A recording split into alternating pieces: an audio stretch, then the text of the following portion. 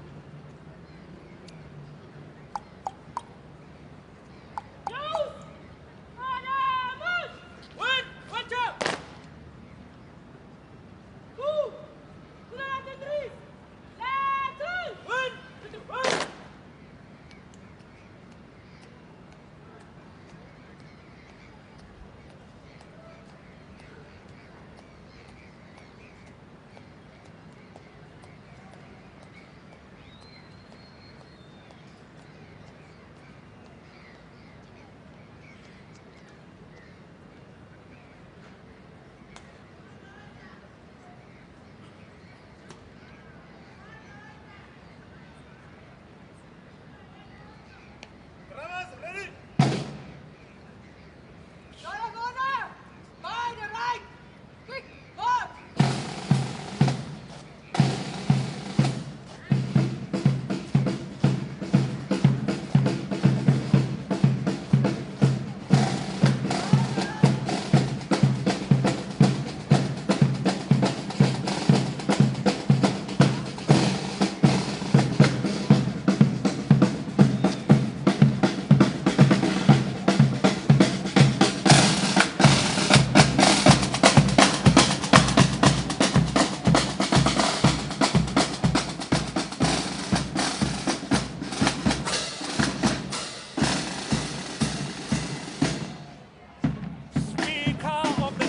Assembly,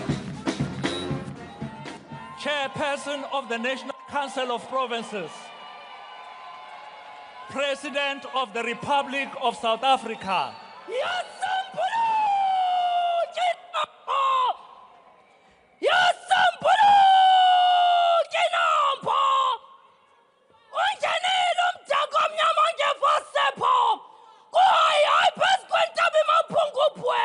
Ungenile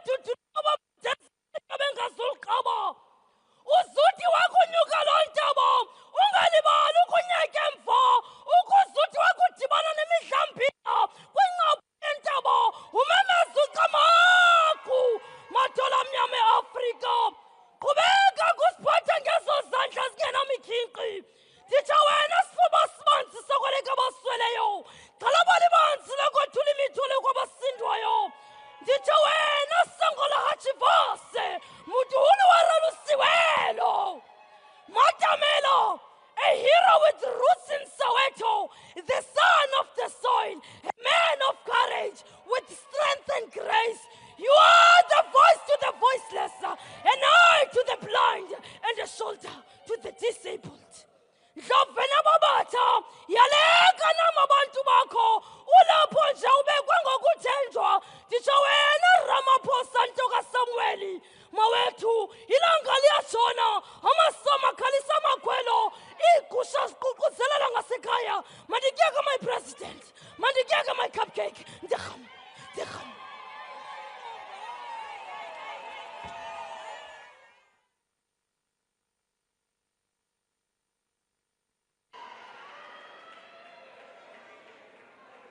Order, honorable members.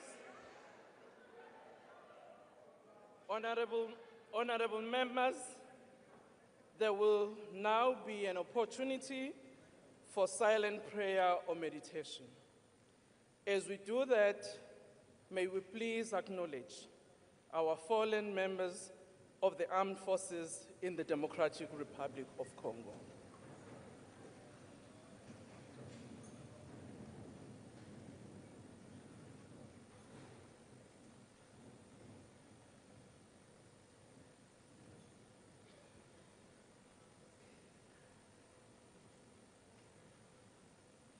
Thank you, and please be seated.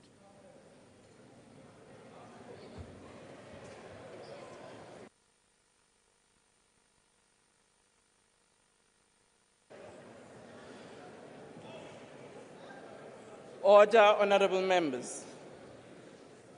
Honorable members, the President has called this joint sitting of the National Assembly and the National Council of Provinces in terms of Section 84, subsection 2D of the Constitution of the Republic of South Africa, read with Joint Rule 13, subsection 1A, to deliver his State of the Nation address to Parliament.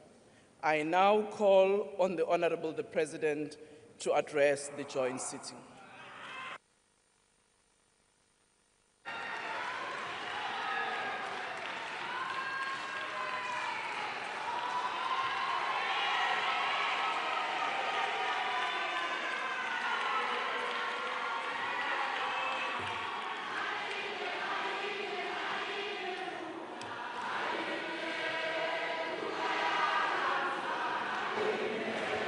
Order, honorable members. Order, honorable members, can we please take our seats? Honorable members, can we please take your seat and allow the President to address the House and the nation?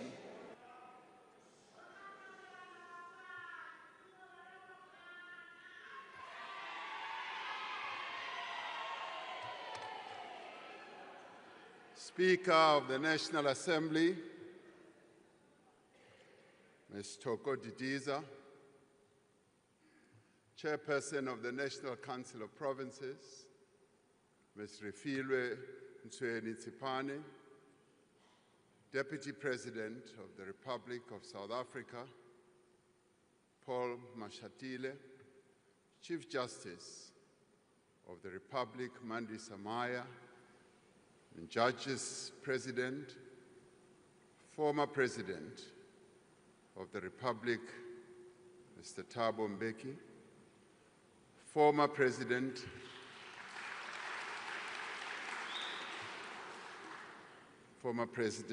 Kgalema Motlanthe, former Deputy President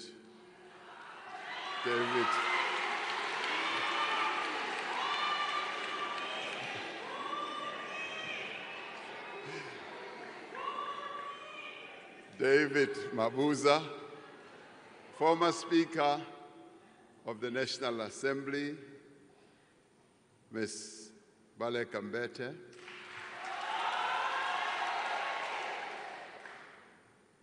former Deputy Speaker of the National Assembly, Mr. Lichisa Tsinodi,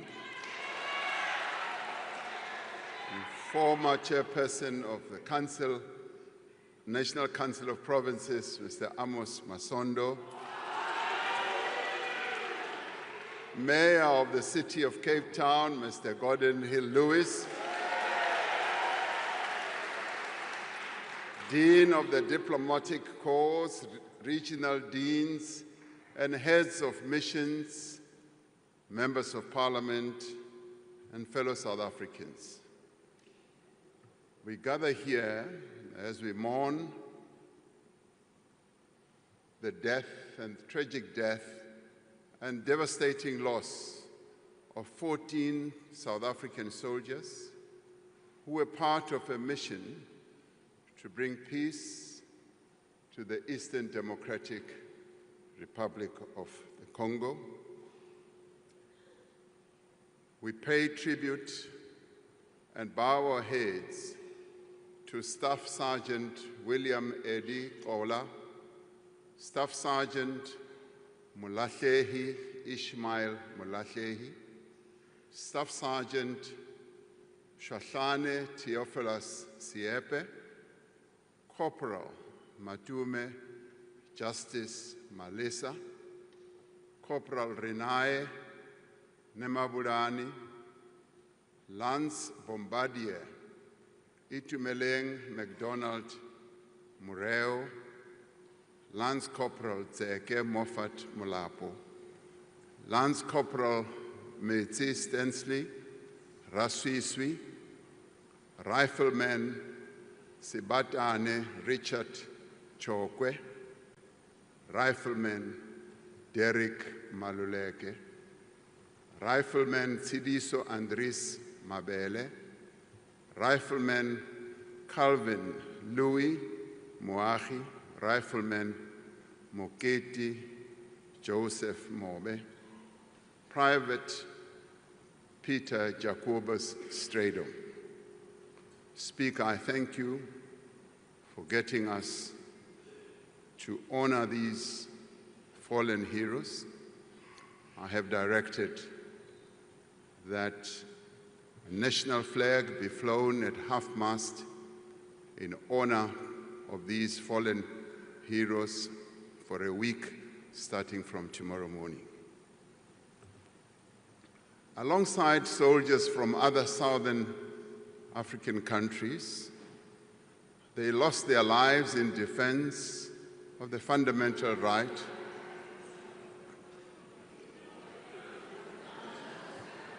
of the Congolese people to live in peace and security. They lost their lives not in the pursuit of resources or territory or power. They lost their lives so that the guns on our continent may be forever silenced. So we salute them. My fellow South Africans, this State of the Nation address is taking place as we celebrate 70 years since the adoption of the Freedom Charter at the Congress of the People in Kliptown in 1955.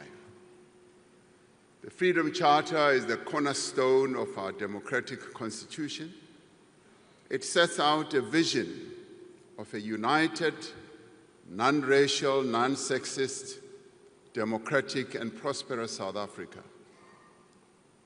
It also sets out a vision of a country in which government is founded on the will of the people of South Africa, where the land is shared among those who work it, where the people share in the country's wealth and in all that the country produces and are all equal before the law. It is this vision that continues to guide us as we work to build the nation that we all want. It is the spirit of the Congress of the People that inspires us as we prepare for a national dialogue in which South Africans are once again called upon to chart a new path for our country. We must chart this path in a world that is rapidly changing. It is a world of both interdependence and competition, of cooperation and conflict.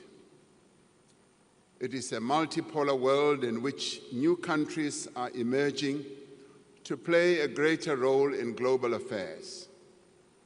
We are seeing intensifying competition over issues such as trade, technology, and influence in global institutions.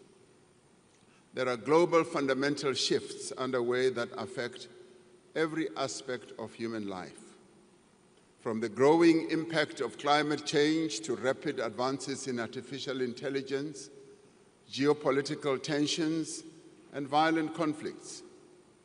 In the face of these challenges, we are witnessing the rise of nationalism, protectionism, the pursuit of narrow interests, and the decline of common cause. This is the world that we, as South Africa, a developing economy, must now navigate. But we are not daunted to navigate our path through this world that constantly changes. We will not be deterred. We are, as South Africans, a resilient people, and we will not be bullied.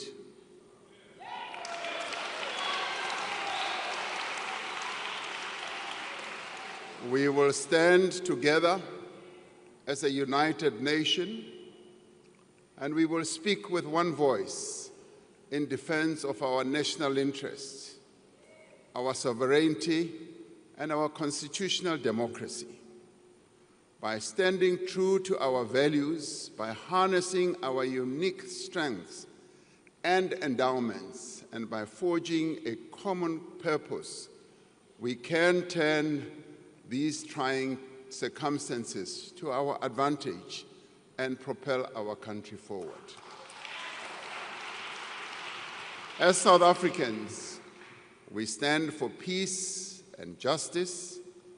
We stand for equality and solidarity. We stand for a non-racial future, and we stand for democracy and tolerance as well as compassion. We stand for equal rights for women, for persons with disability, and for members of the LGBTQIA+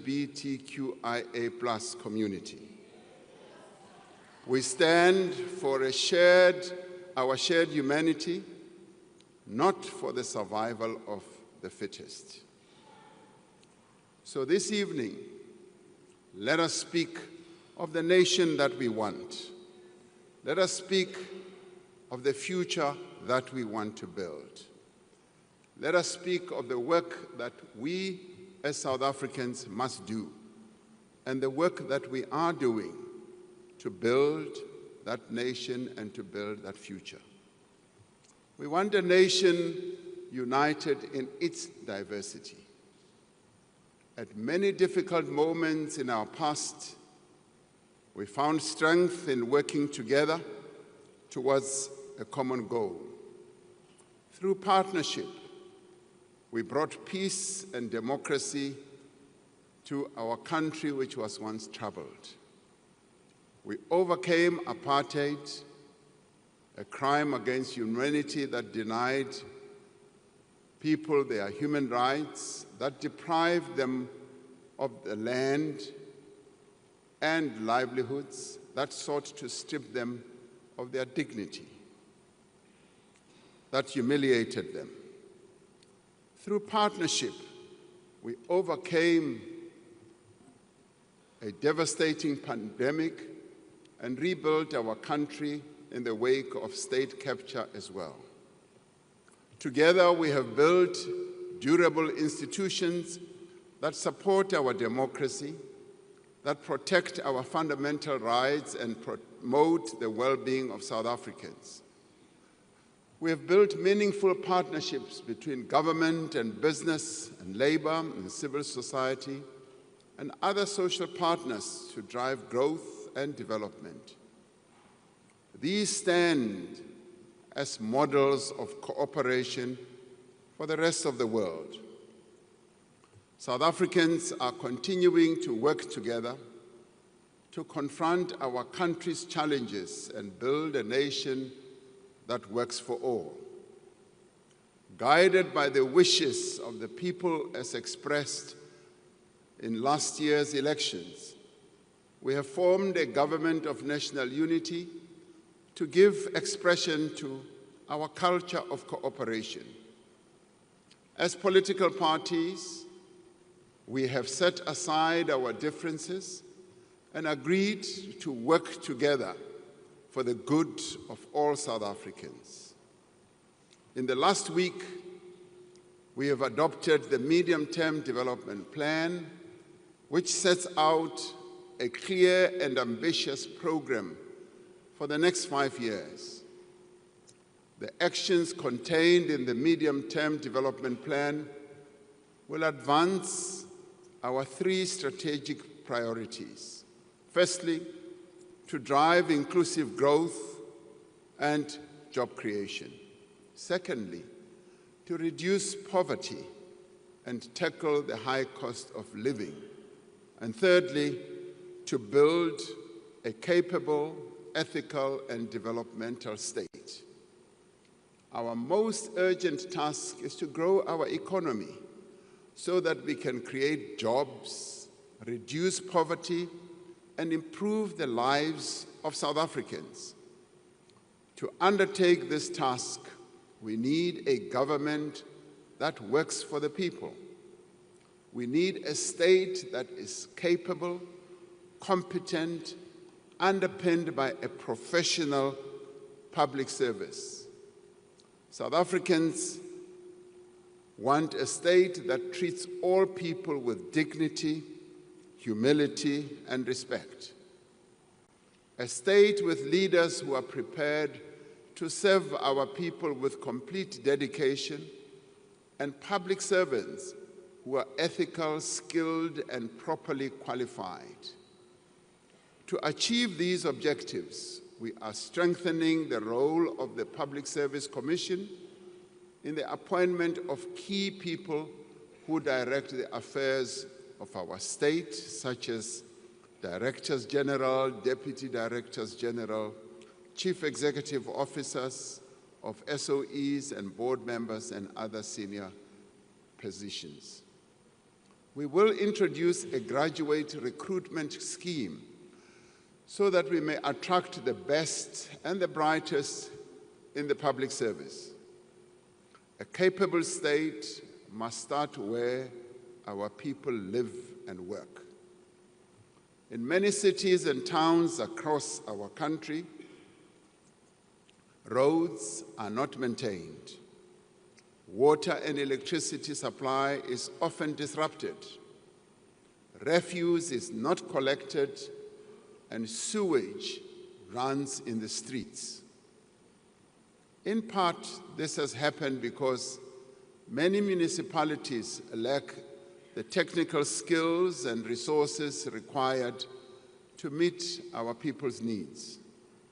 Many municipalities have not reinvested the revenue they earn or collect from these services into the upkeep of infrastructure. Starting this year, we will work with our municipalities to establish professionally managed ring-fenced utilities for water and electricity services to ensure that there is adequate investment and maintenance. Many of the challenges in municipalities also arise from the design of our local government system. We will therefore undertake extensive consultation to develop an updated white paper on local government to outline a modern and fit-for-purpose local government system. We will also review the funding model for municipalities. We will do so because many of our municipalities truly do not have a viable and sustainable revenue base. We will work with traditional leaders in the implementation of local development programs.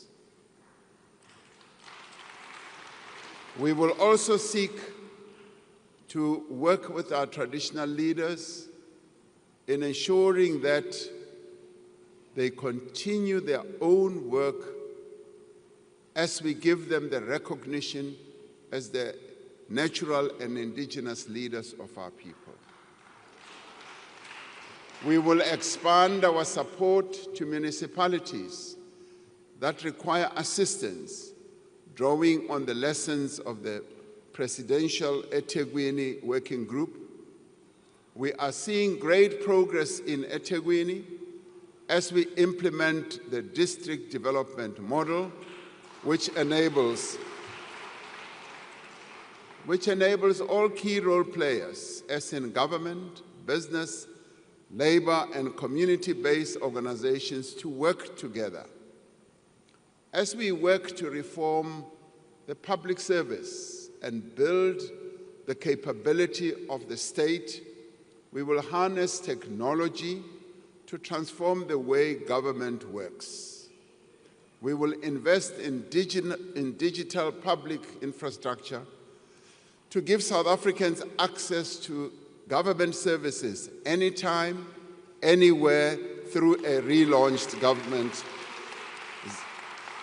gov.za platform. At the heart of this transformation will be the implementation of a digital identity system. Now, these measures will in the end transform the relationship between citizens and government and create one government that is accessible to every person at a touch. We want a nation with a thriving economy, an economy that benefits all. To create this virtuous cycle of investment, growth, and jobs, we must lift economic growth to above 3%. To achieve higher levels of economic growth, we are undertaking massive investment in new infrastructure while upgrading and maintaining the infrastructure that we have. We are developing innovative ways of funding infrastructure. We are engaging local and international finance institutions and investors to unlock 100 billion rand in infrastructure financing. A project preparation bid window has been launched to fast-track investment readiness. This includes revised regulations for public-private partnerships, which will unlock private sector expertise and funds. And government will spend more than 940 billion rand on infrastructure over the next 3 years. Now, this includes 375 billion rand in spending by state-owned enterprises. This funding will revitalize our roads and bridges. It will build dams and waterways. It will modernize our ports and airports and also power our economy. Through the infrastructure fund that we launched some time ago, 12 blended finance projects worth nearly 38 billion rand have been approved in the last year. These are projects in water and sanitation, student accommodation, transport, health, and energy as well. Construction of the M10 Bridge in the Eastern Cape, the construction continues. This bridge will rise above the river between Port Edward and Lusikisiki and will become the tallest bridge in Africa.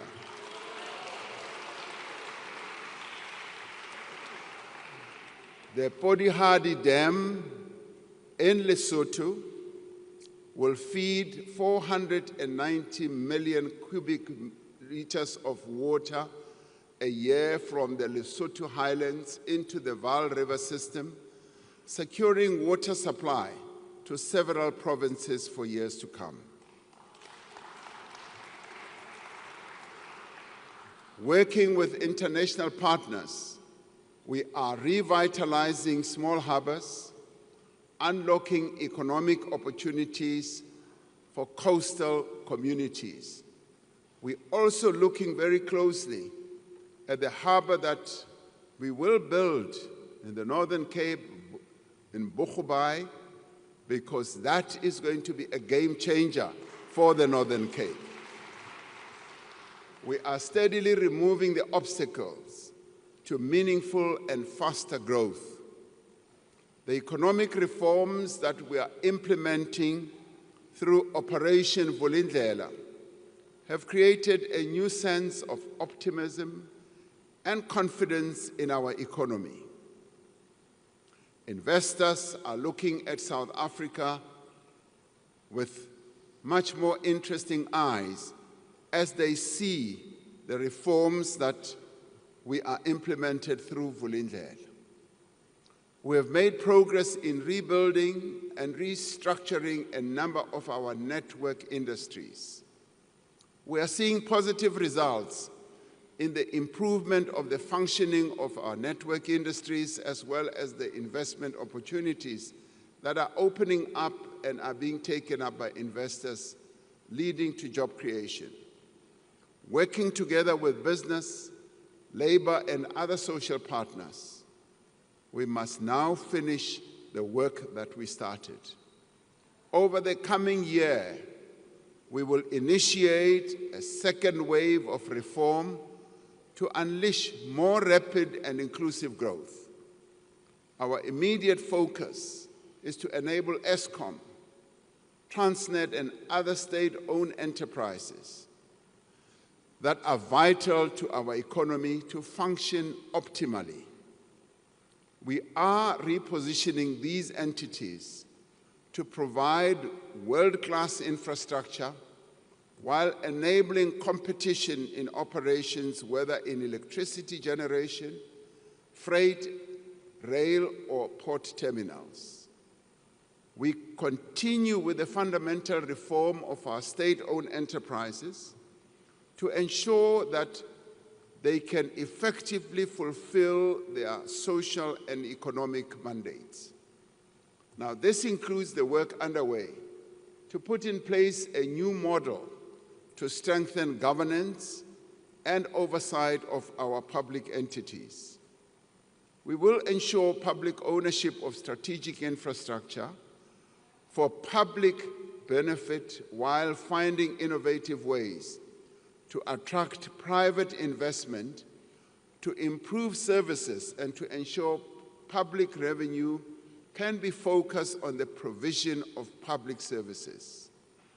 We are in the process of establishing a dedicated SOE reform unit to coordinate this work. The measures we have implemented through the Energy Action Plan have reduced the severity and frequency of load shedding, with more than 300 days without load shedding since March 2024. Now, while the return of load shedding for 2 days last week was a reminder that our energy supply is still constrained, we remain on a very positive trajectory, whether people like it or not. We now need to put the risk of load shedding behind us once and for all.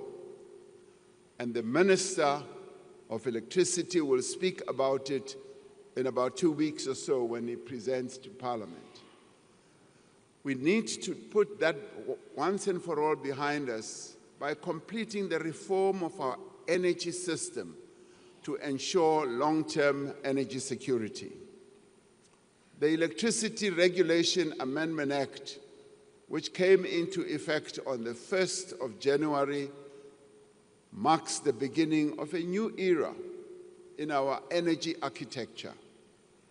This year, we will put in place the building blocks of a competitive electricity market.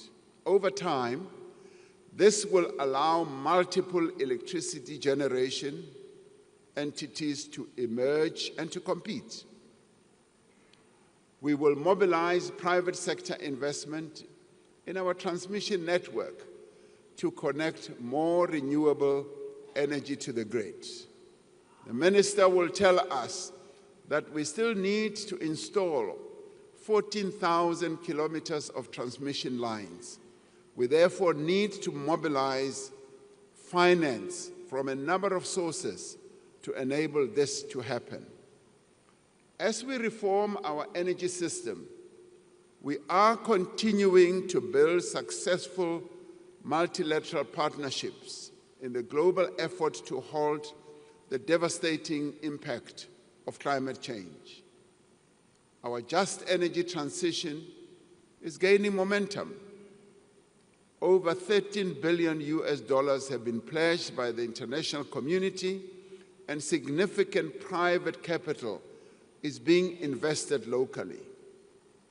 We are determined to meet our carbon reduction commitments and will do so at a pace and at a scale that our country can afford.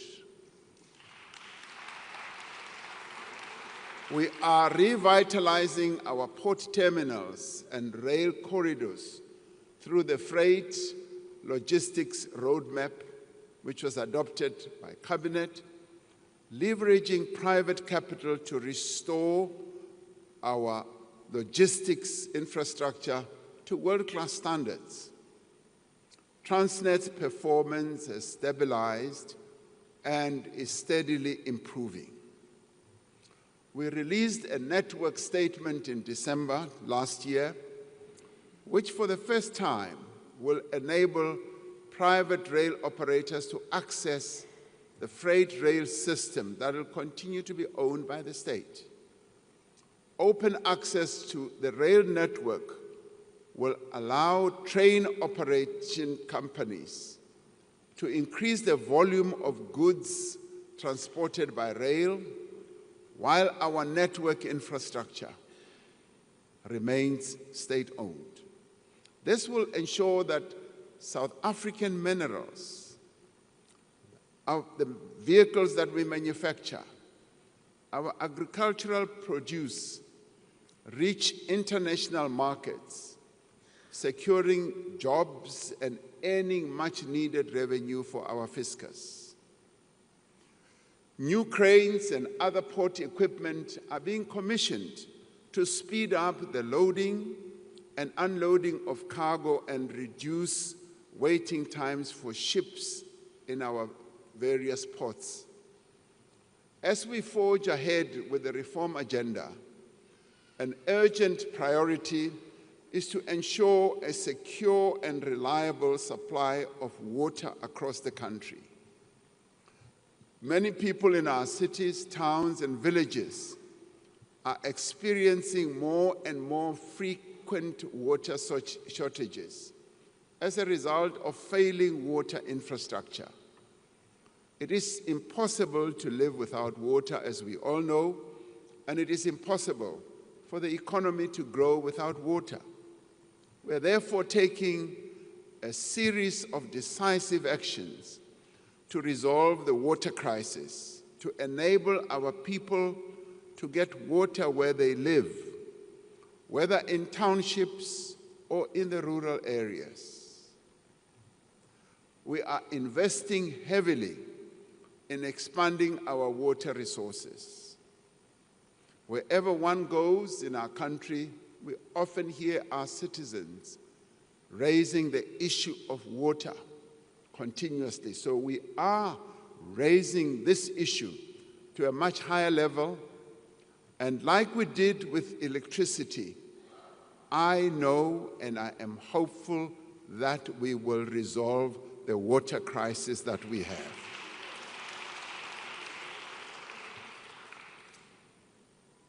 Loko famba uya atindaweni to tala ukuma ku ri vakhegulu va rila hi yona mhaka leyi ya mati. Va ku byela ku ri hi hava mati hi lava ku ri hulumeni ai tisela mati hi ta swendla swaleswo hi lava ku ri mi tiva kahle laha mi nga tshama kona ku ri mati a ta va kona hi ta wa tisa mi wa kuma. To date, the Infrastructure Fund has secured 23 billion rand for 7 large water infrastructure projects. We have ended delays in major water infrastructure projects like Phase 2 of the Lesotho Highlands Water Project and the Umkomazi Dam. Work is underway to prepare for construction of the Ntabelanga Dam on the Umzimvubu River to supply additional water for domestic use as well as for irrigation in the Eastern Cape. Within the next year, we will complete the establishment of the National Water Resource Infrastructure Agency to unlock much greater investment in water projects. Through the Water Services Amendment Bill, we will introduce a licensing system for water service providers and remove licenses where providers do not meet the standards for quality drinking water. As part of our reform agenda, we will ensure that our focus on water is intensive and it speeds up. As we move ahead with our reform processes, we will continue to enhance our visa system to make it easier for skilled people to invest in our country and to grow tourism. This year, we will launch the electronic travel authorization system to enable a secure, fully digital visa application process. Now, this system will use artificial intelligence and automation to reduce the scope of corruption and enable rapid turnaround times for tourist visas. We have cleared over 90% of the backlog of more than 300,000 visa applications.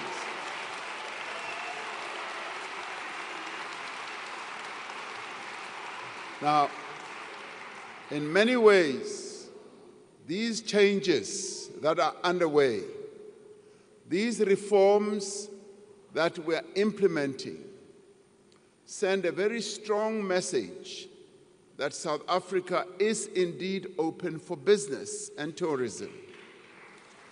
As we open for tourism, the Chinese market, the Indian market, the market in the Middle East, the market in Europe and all over are waiting to come as tourists to our country.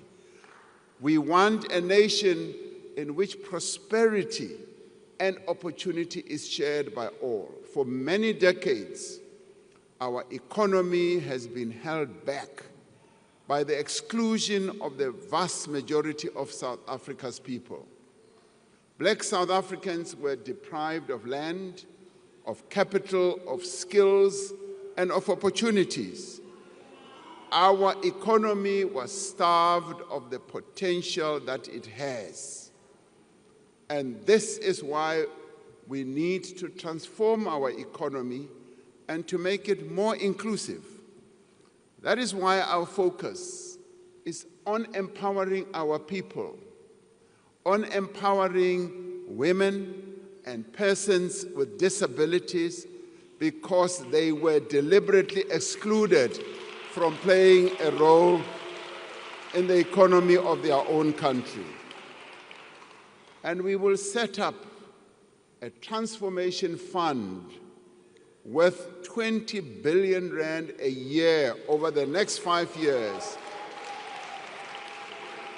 to fund Black-owned and small business enterprises.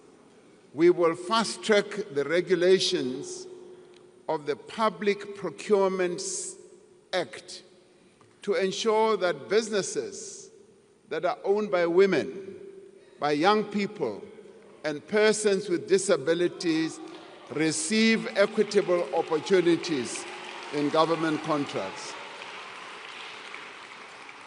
And we have started and will continue to train women entrepreneurs to enable them to compete for government tenders.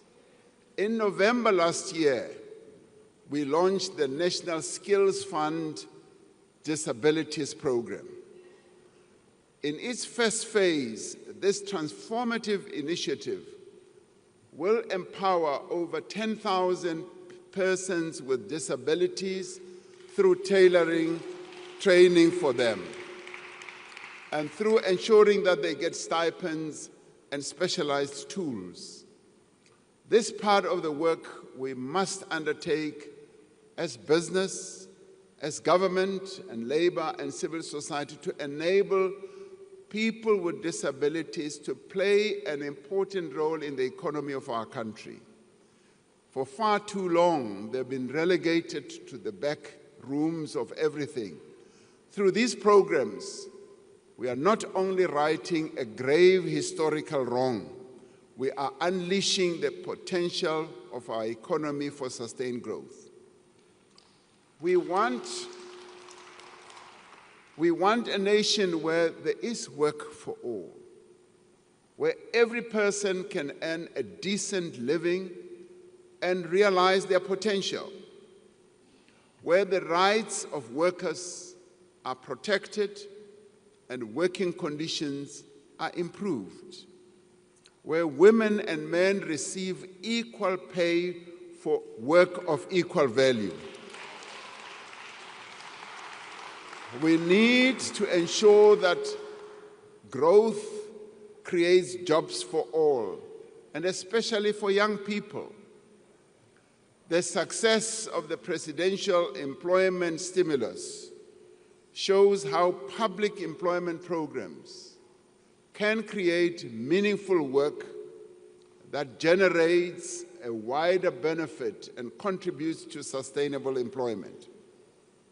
The employment stimulus that we introduced during the COVID period has created almost 2.2 million work and livelihood opportunities through innovative models that provide high-quality work to participants.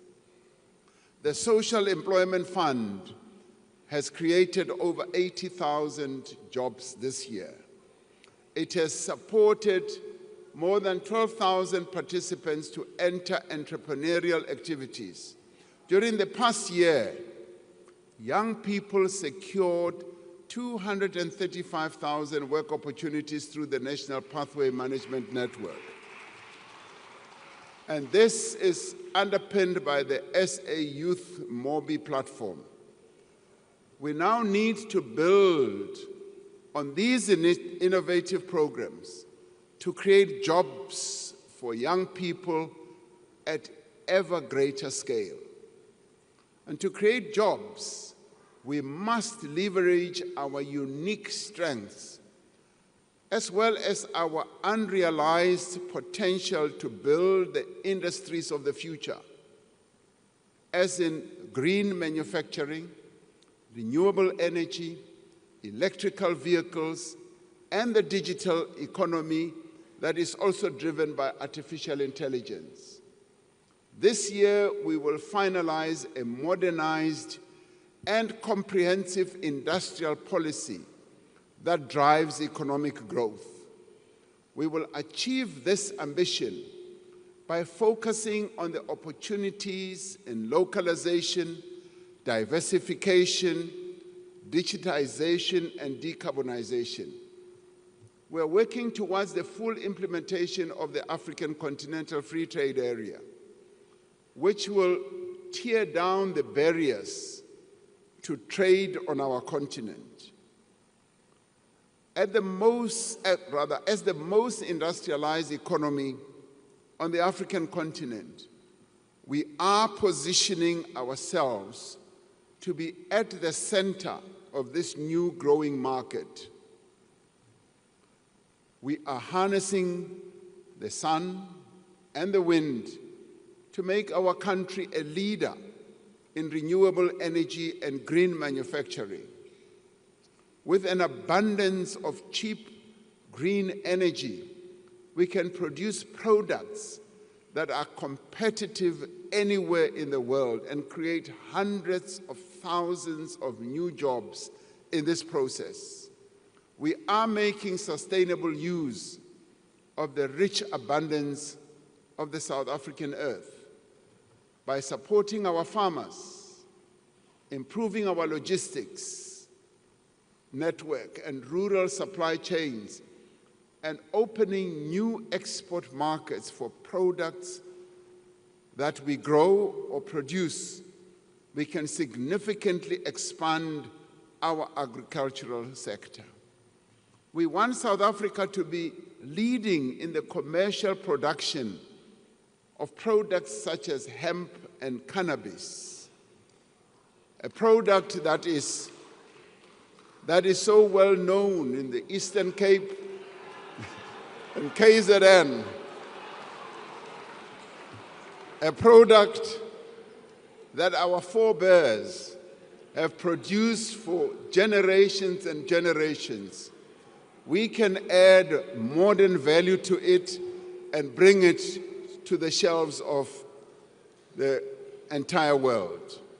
We are breathing new life into the mining industry, which remains one of our most important and valuable endowments. I often say that mining was the bedrock on which our economy was built, and it continues to be a sunrise industry.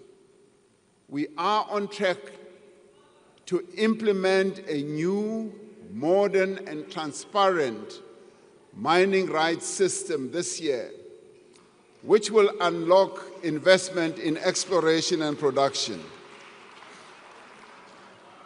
We will put in place an enabling policy as well as a regulatory framework for critical minerals. By beneficiating these minerals here in South Africa, we can make use of the extraordinary wealth that lies beneath our soil for the benefit of our people. Even more valuable than our natural resources are the diversity, the energy, and the talent of the people of this country. The services sector is now the largest part of our economy, ranging from financial services to retail, hospitality, tourism, and the burgeoning creative industry. The tourism sector is growing rapidly, with close on to 9 million tourists having visited our country last year. One of the attractive sites in our country, which we want to see growing more and more, is Robben Island. I visited Robben Island on the 8th of January. And I got to hear that in a year they are now going to receive 300,000. They want to grow it to 500,000 visitors in a year. And most of these visitors are South Africans.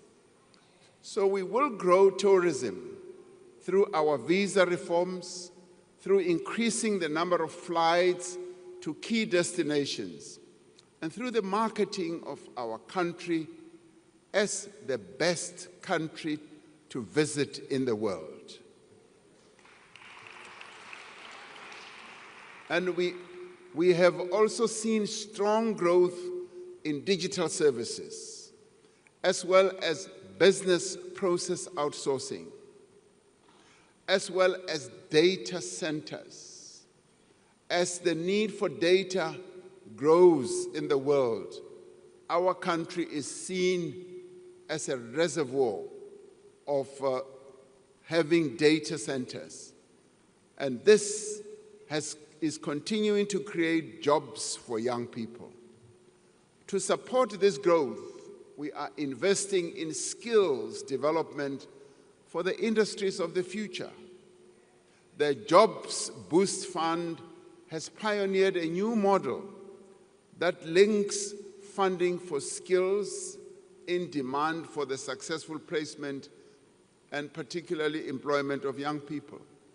We are expanding our support for small and medium enterprises and for the informal economy, which sustains millions of jobs as well as livelihoods across our country. This includes streamlining funding for small businesses, unlocking venture capital for high-growth startups, and developing a regulatory environment that enables rather than restricts informal enterprises. To build an innovative economy, the Department of Science and Technology and Innovation will establish an innovation fund to provide venture capital to tech startups that emerge from our higher education institutions. We are calling on business to use the SA Youth Mobi platform, which currently has some 4.5 million young people registered for their hiring purposes. We're calling on business to support the Youth Employment Service to scale up workplace experience opportunities over the coming year. We want a nation where no one goes hungry. For 30 years, since the dawn of democracy, we have worked together to reduce poverty. Today, our country spends around 60% of our national budget on the social wage, on health, on education, on social protection, community development, and public employment programs. More than 28 million unemployed and vulnerable people in our country receive social assistance. More than 10.5 million learners go to public schools where they do not have to pay fees. Last year, over 900,000 students from poor working-class backgrounds and poor families and working-class backgrounds received funding to study at universities and colleges. Now, through these programs, we are alleviating the worst effects of poverty. We are providing the means through which South Africans can rise above poverty that has been passed down from one generation to the next. But we have much to do, and much more work needs to be done to end poverty in our country. We must do much more to ensure that women in particular no longer face the hopeless task to feed and clothe their children. While government invests heavily to support poor and unemployed people, these programs are fragmented and sometimes they are difficult to access. We are therefore building an integrated system of support for poor and unemployed people. We are strengthening existing programs from job search support to public employment and making sure that together they provide people with pathways out of poverty. Rather than expecting those in need to approach several government agencies separately, a citizen should be able to go to one place to receive all the support that they need. To protect the gains that we have made since 1994 in advancing children's rights, we will adopt the National Strategy to Accelerate Action for Children, which focuses on 10 key priorities, including poverty reduction, child protection, and addressing malnutrition. The Social Relief Distress Grant is an essential mechanism for alleviating extreme poverty. We will use this grant as a basis for the introduction of a more sustainable form of income support for unemployed people. Now, central to our efforts to end poverty and to develop our economy is to provide decent, quality education to every South African. We are immensely proud of the achievements of the matric class of 2024.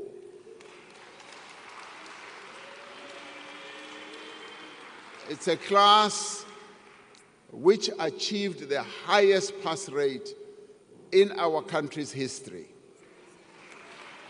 Now, 87% of learners who sat for their matric exams passed.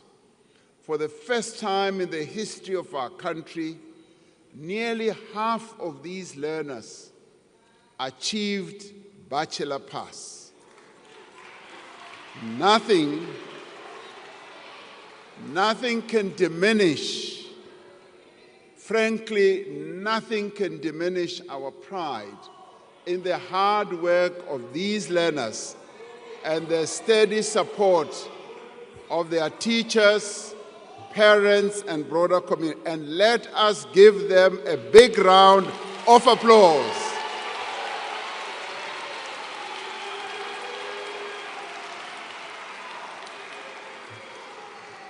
We should all be proud of the class of 2024.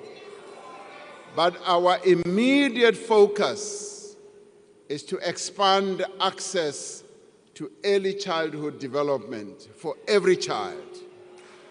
Now, this will be achieved through registering and formalizing existing ECD centers and ensuring that they have the facilities, the training, and material that they need to provide quality learning.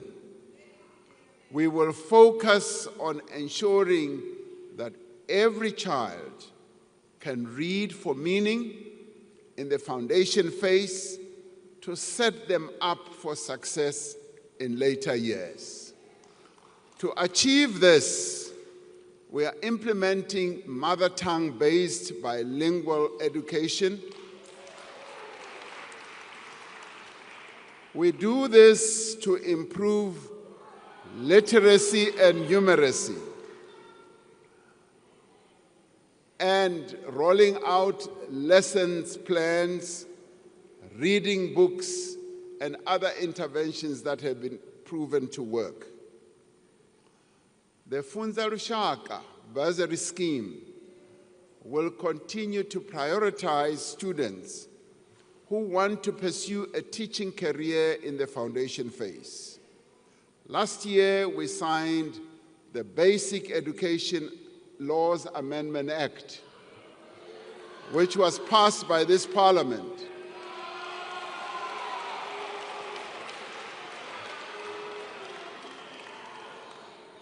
Now, this act is pivotal for ensuring that education is accessible and is inclusive for all South Africans. This year, the Minister of Basic Education will introduce national policy, the norms and the standards and regulations to empower all partners in the basic education field to support the implementation of the Act.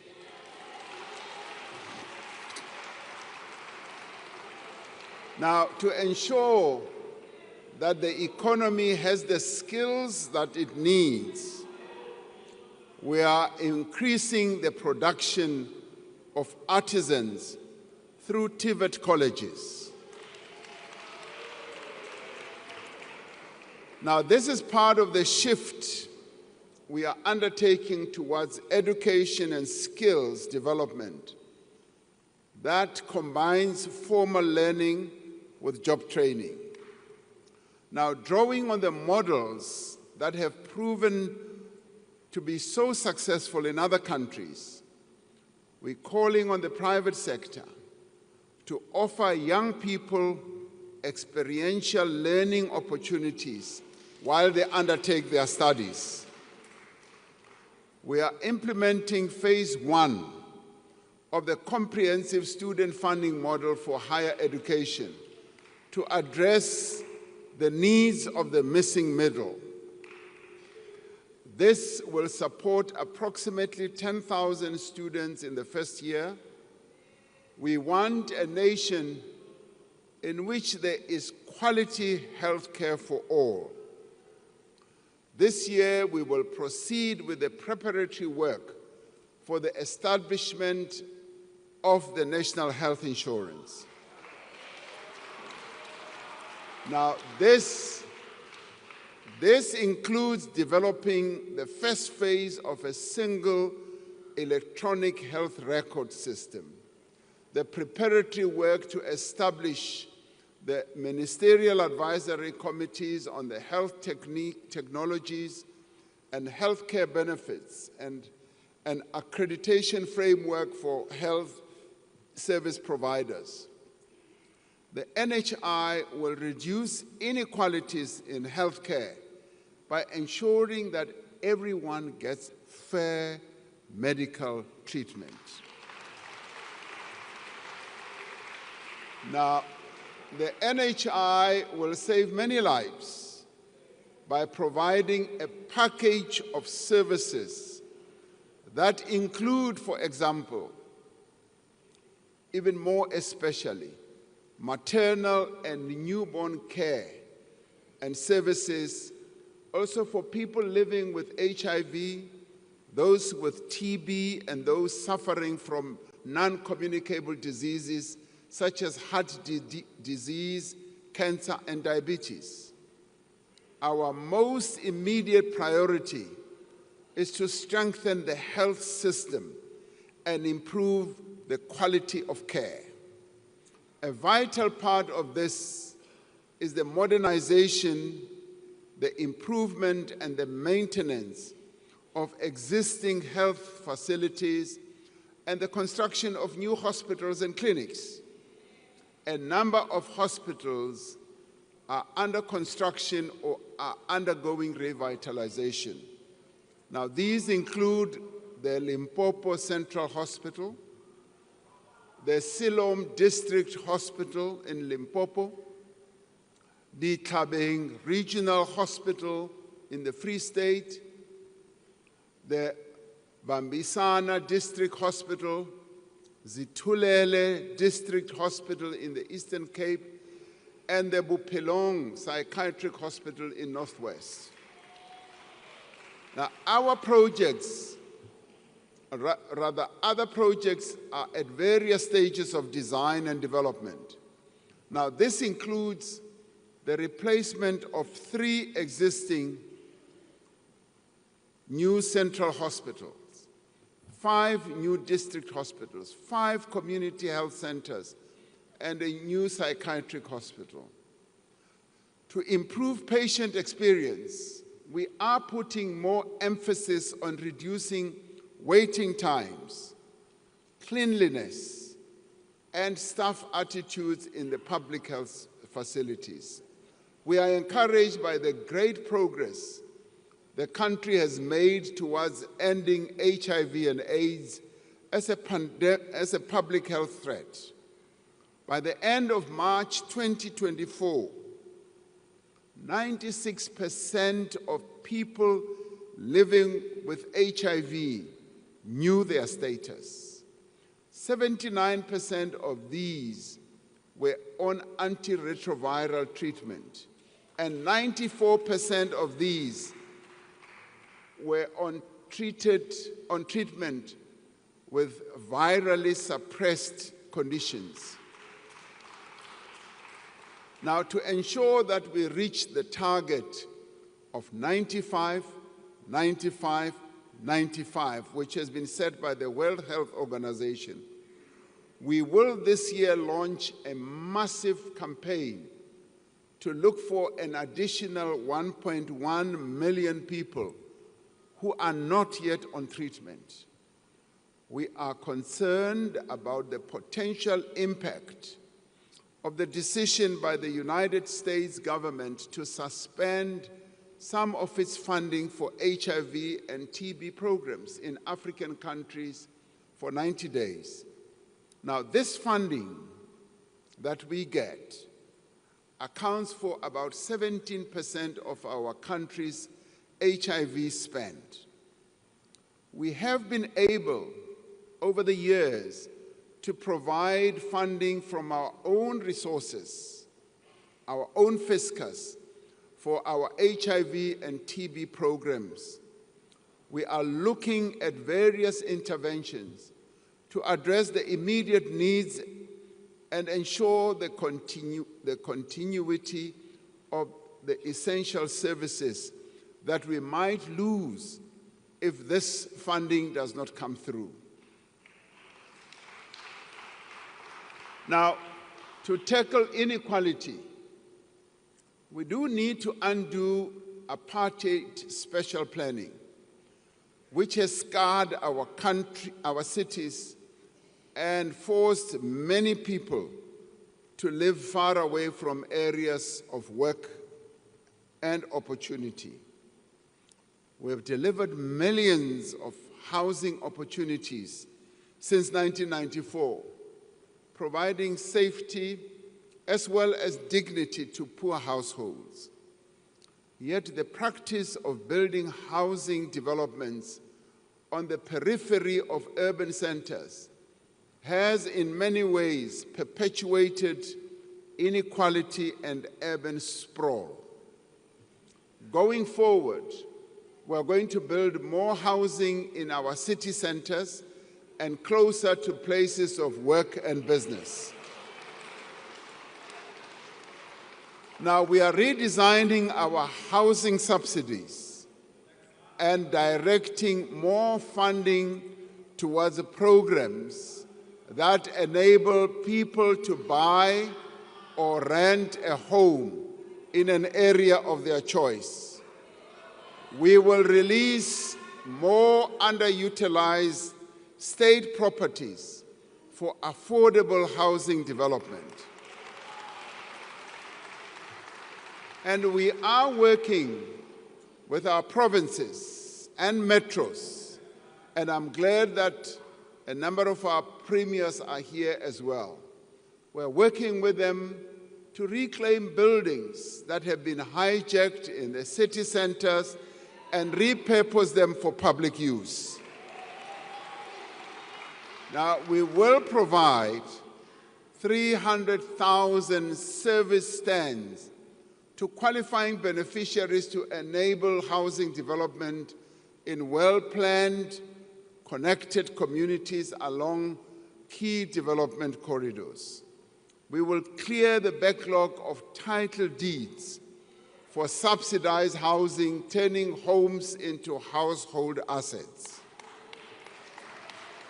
And we will review land use, building, and other regulations to enable low-cost property development, including backyard housing. This represents a fundamental rethink of how the state delivers housing at scale while turning our cities into engines of growth and opportunity.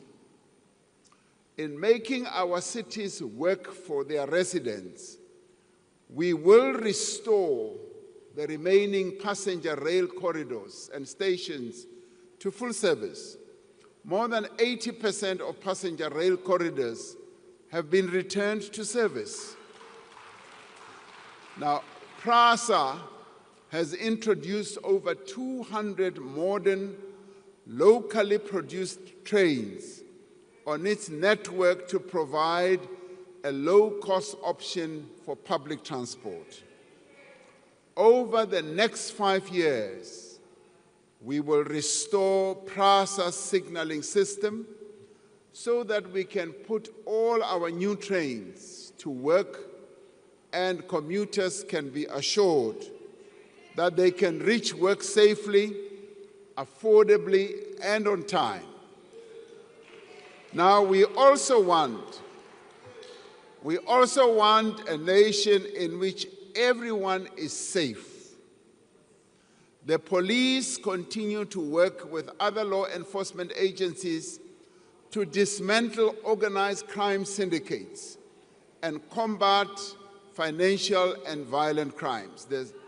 The South African police has partnered with the metropolitan municipalities and continues to work with communities to fight crime in the priority provinces where crime is particularly high. Now, we are intensifying Operation Shanela. Shanela has been successful in arresting suspects, recovering firearms, and seizing stolen vehicles. And we must continue to tackle the scourge of gun violence that has continued to plague our society for decades. I have asked the Minister and the National Commissioner of Police to prioritize reducing gun-related crime and violence. Now, this includes preventing the diversion of firearms into the illicit market and recovering illegal firearms in circulation.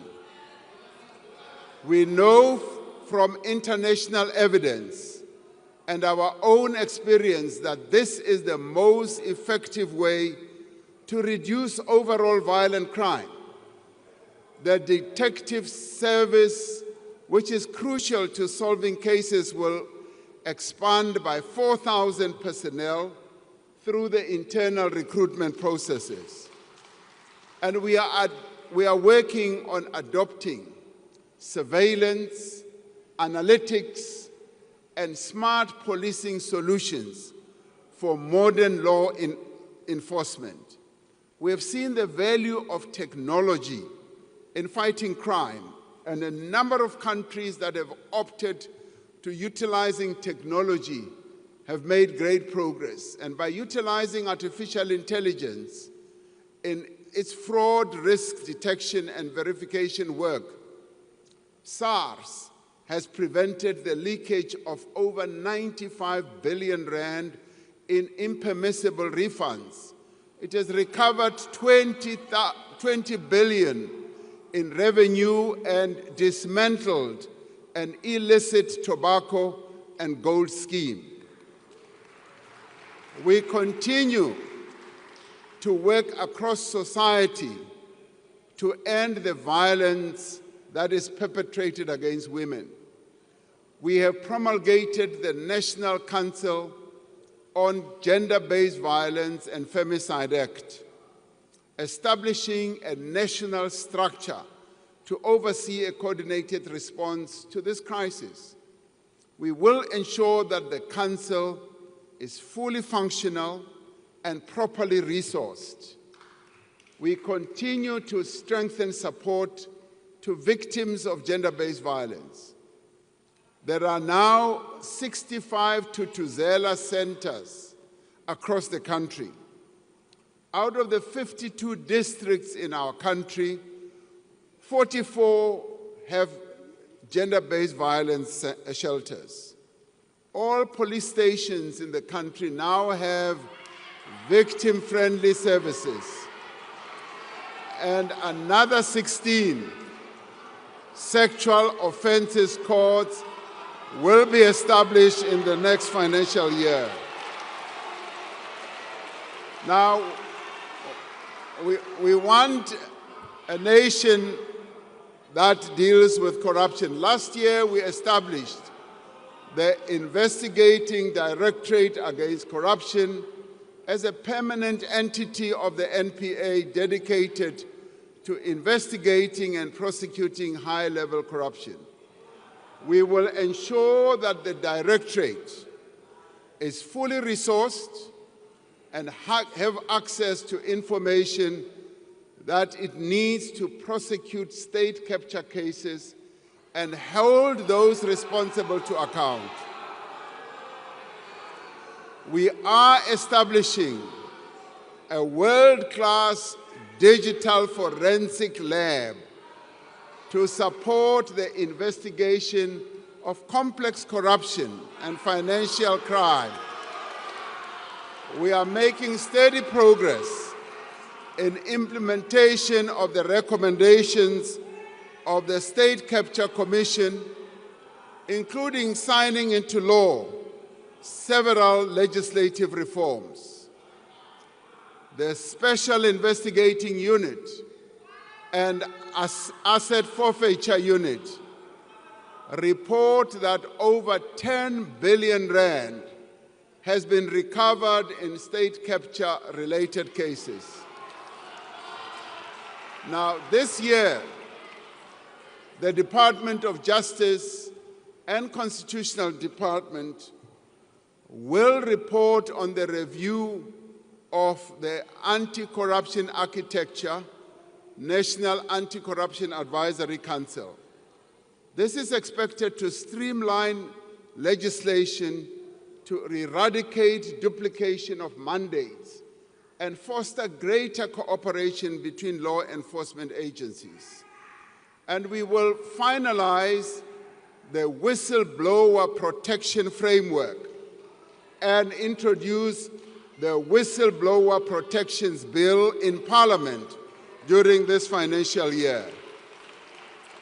And this year, we will strengthen South Africa's system of dealing with terror financing and further legislative systems improvements. To secure our removal from the International Financial Action Task Force grey list, we have made significant progress in addressing the weaknesses that were identified in our law enforcement system, with 16 out of 22 action items fully addressed. We want a nation that is at peace with the world. We want to continue through our international relations to advance the well-being of the people of South Africa as we seek to advance the well-being of humanity. Now, we will work to strengthen our trade relations around the world and to leverage our strong and diverse global alliances to make our economy more resilient. The key pillars of our foreign policy remain the promotion of human rights, peace and friendship, and the strengthening of fair trade and investment ties with other countries. Now, these are the principles that guide our presidency of the G20 this year. We have chosen the theme of solidarity, equality, and sustainable development to underscore the need for cooperation and partnership amongst the countries of the world. For the first time in its history, the G20 is being hosted on the African continent. And this is particularly important following the admission of the African Union as a member of the G20. It is a great opportunity for us to place the needs of our continent and the rest of the global South more firmly on the international development agenda. Our G20 presidency is a valuable opportunity for South Africa to advance efforts towards greater global economic growth and sustainable development. Africa remains at the center of our foreign policy. We continue to work to strengthen the African Union, to support the achievement of peace, development and economic integration on our continent. We know that our future prosperity is intricately linked and bound to the prosperity of the African continent. For South Africa to thrive, we must ensure that Africa does indeed thrive as well. And we must silence the guns on our continent. Now, since the advent of democracy, we've been instrumental in restoring stability in countries such as Cote d'Ivoire, Burundi, South Sudan, Lesotho. More recently, we've been part of the SADC peacekeeping mission in Mozambique that has brought relative calm and stability to the Cabo Delgado province. The presence of South African peacekeepers in the eastern DRC is testament to our continued commitment to peaceful resolution of one of the world's most intractable conflicts that has gone on for years and that has cost millions of lives and displaced many people.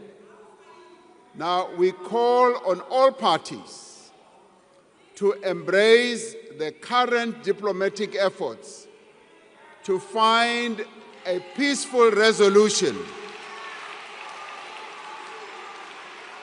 including honoring the Luanda process.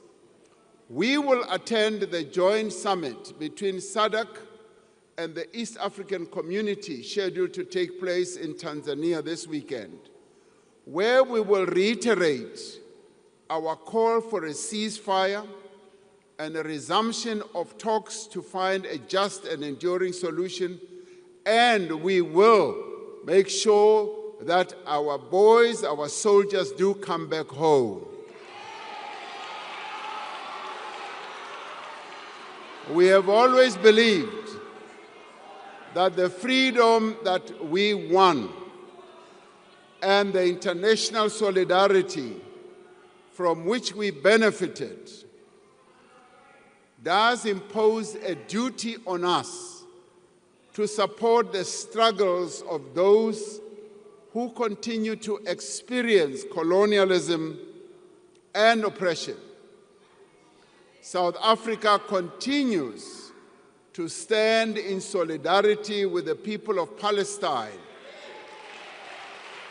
who have endured decades of illegal occupation and are now experiencing indescribable suffering.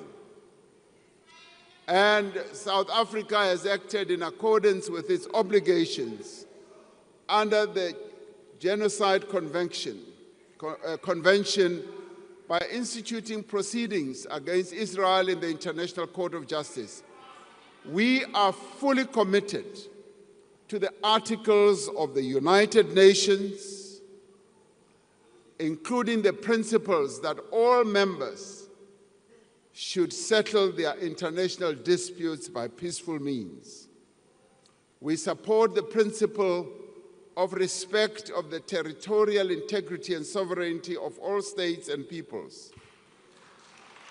We continue to participate in the different peace processes seeking to bring about a just and lasting peace in Ukraine.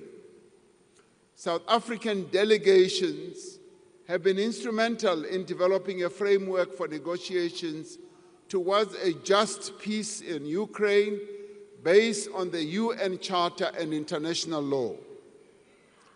Our country continues to advance its agenda of cooperation and multilateralism through its membership of the United Nations, the African Union, the Non-Aligned Movement, BRICS, and a number of other international bodies.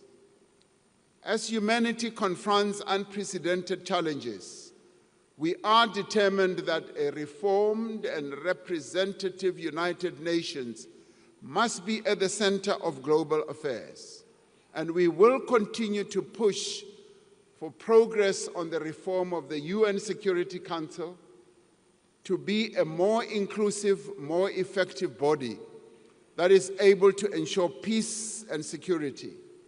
And we will work to ensure that the needs of the people of the world are advanced.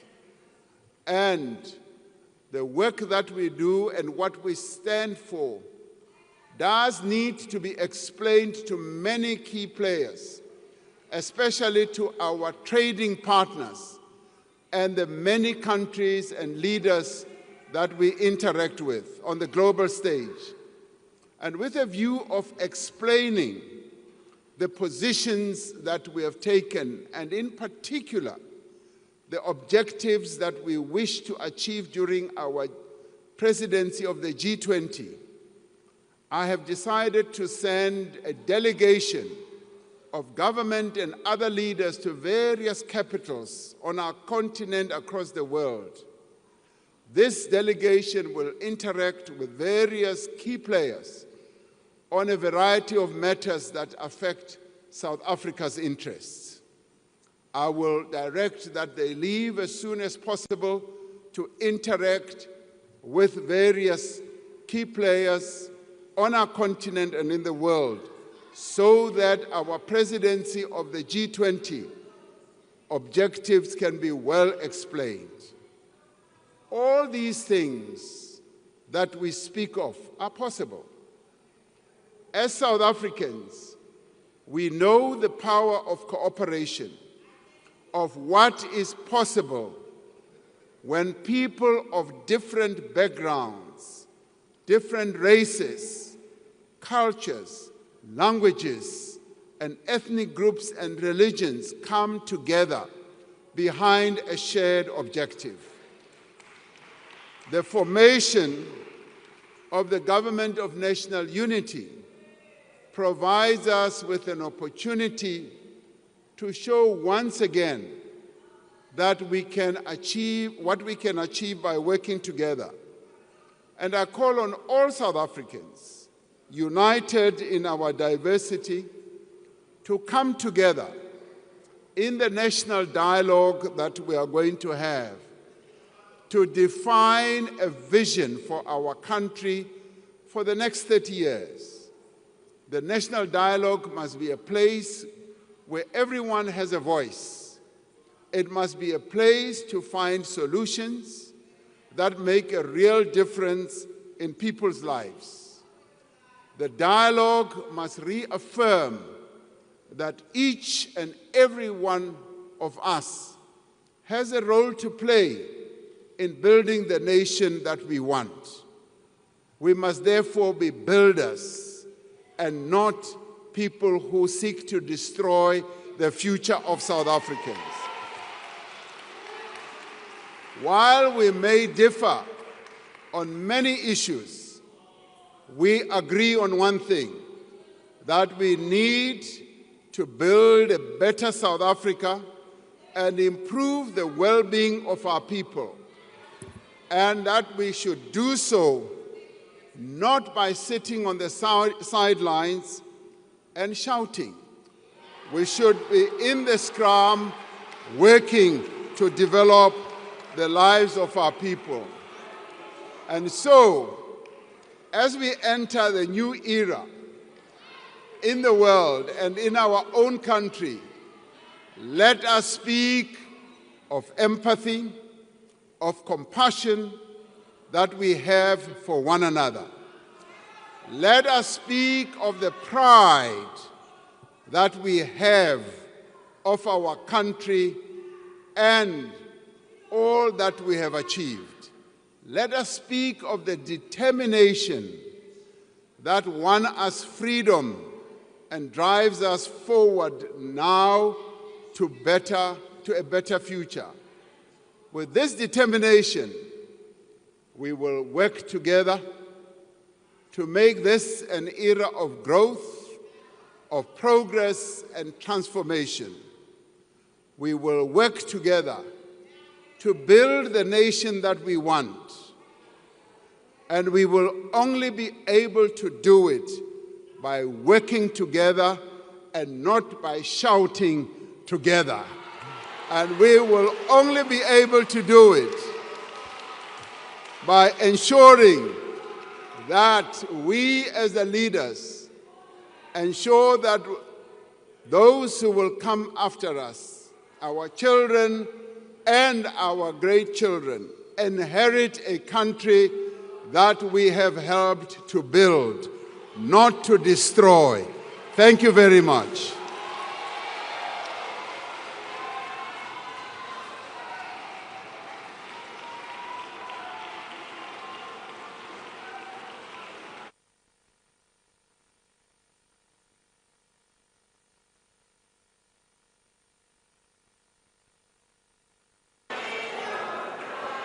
Order, honorable members, order.